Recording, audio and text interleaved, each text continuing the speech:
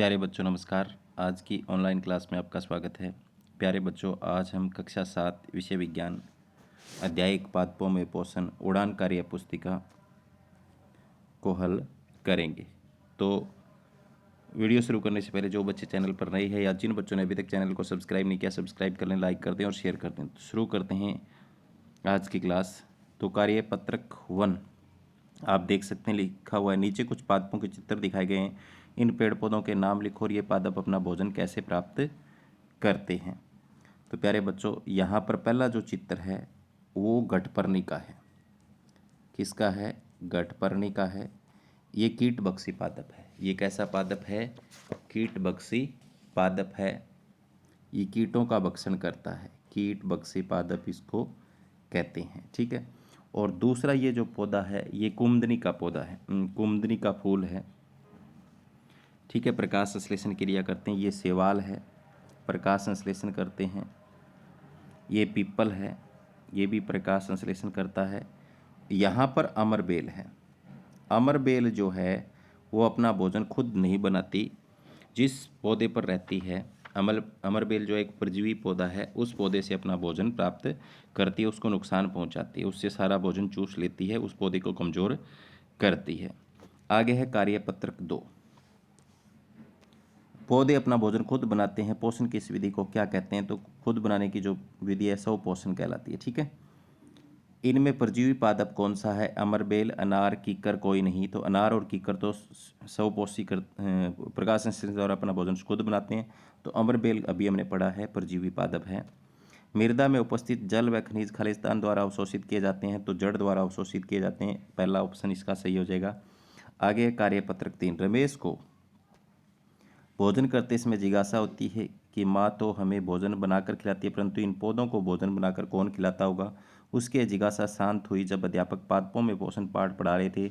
उन्होंने समझाया कि पादप अथवा पौधे की पत्तियों में हरे रंग का एक वर्ण क्लोरोफिल पाया जाता है, जिसकी सहायता से पौधे सूर्य के प्रकाश की उपस्थिति में मिट्टी से जल एवं खनिज तथा वायुमंडल से कार्बन डाइऑक्साइड लेकर कार्बोहाइड्रेट के रूप में भोजन बनाते हैं। इस प्रक्रिया को प्रकाश संश्लेषण कहते हैं। तो उन रमेश को पता चल गया कि पौधे जो है वो एक विधि द्वारा अपना भोजन बनाते हैं। मिट्टी से जल और खनिज, वायुमंडल से कार्बन डाइऑक्साइड लेकर कार्बोहाइड्रेट के रूप में भोजन बनाते हैं। तो इस विधि को प्रकाश संश्लेषण कहते हैं। आगे है निम्न प्रश्नों के उत्तर दीजिए। पौधे में पाए जाने वाले हरे रंग के वर्णक को क्या कहते हैं? तो अभी हमने पढ़ा है, उसमें क्या पाया जाता है? क्लोरोफिल। क्या पाया जाता है? क्लोरोफिल।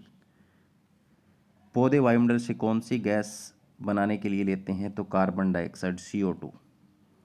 पौधे द्वारा भोजन बनाने की प्रक्रिया को क्या कहते हैं? प्रकाश संश्लेषण कहते हैं। क्या कहते हैं? प्रकाश संश्लेषण या फोटोसिंथेसिस।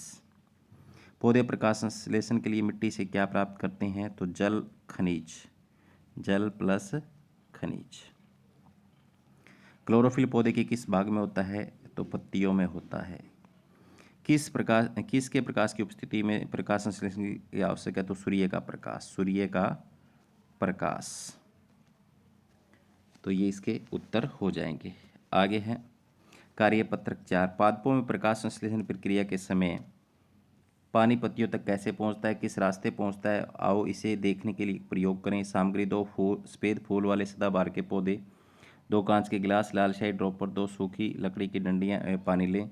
कार्यविधि: 2 छोटे फूल सफेद फूल वाले सदाबहार के पौधे जड़ सहित उखाड़कर जड़ों की मिट्टी को अच्छी तरह धो लें। 2 कांच के गिलास लो, उसमें 1/3 पानी से भरकर 1 गिलास के पानी में ड्रॉपर की सहायता से 15 से 20 बूंद लाल शाही की मिला दें।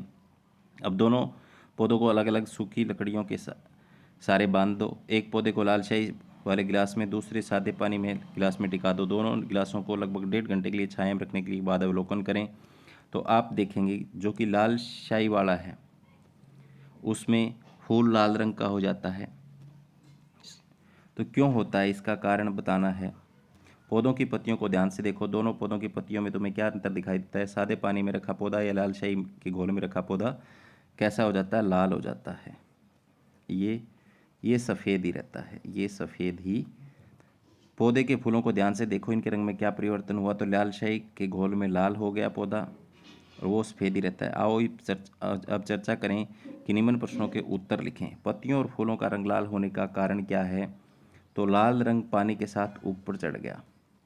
लाल रंग पानी के साथ ऊपर चढ़ जाता है, ऊपर चढ़ जाता है, ठीक है, जिसके कारण से फूल का रंग लाल हो गया। पत्तियों और फूलों में लाल रंग किस भाग द्वारा पहुंचता है? तो तना, पहले जड़ से तने में और तने से पत्तियों में, ठीक है, इस तरीके से चलता है।